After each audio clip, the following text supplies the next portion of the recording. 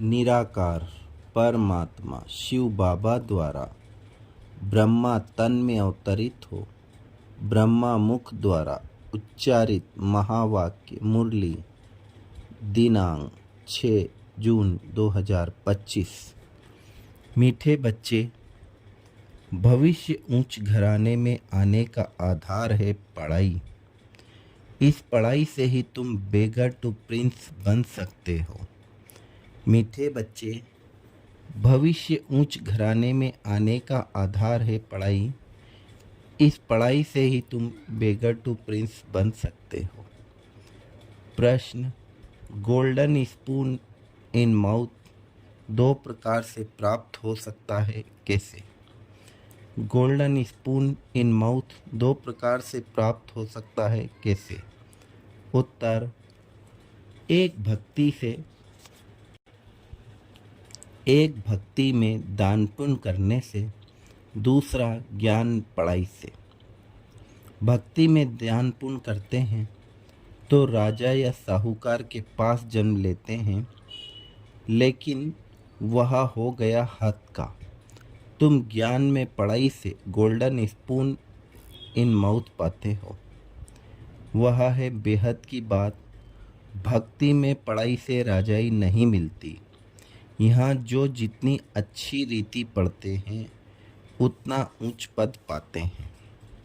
फिर आज मुरली से शिव बाबा ने हम बच्चों को धारणा के लिए मुख्य सार बताया, जिसका पहला पॉइंट है, किसी भी बात का फिक्र नहीं करना है, सदा हर्षित रहना है। स्मृति रहे हम शिव बाबा के बच्चे हैं। बाप आए हैं हमें विश्व का मालिक बनाने। किसी भी बात का फिक्र नहीं करना है, सदा हर्षित रहना है। स्मृति रहे हम शिव बाबा के बच्चे हैं। बाप आए हैं हमें विश्व का मालिक बनाने। दूसरा, अपनी अवस्था को एक रस बनाने के लिए देही अभिमानी बनने का पुरुषार्थ करना है। इस पुराने घर से ममत्व निकाल देना है। वरदान, मनन शक्ति द्वारा बुद्धि को शक्तिशाली बनाने वाले मास्टर सर्वशक्तिमान भव। मनन शक्ति द्वारा बुद्धि को शक्तिशाली बनाने वाले मास्टर सर्वशक्तिमान भव। मनन शक्ति ही दिव्य बुद्धि की खुराक है।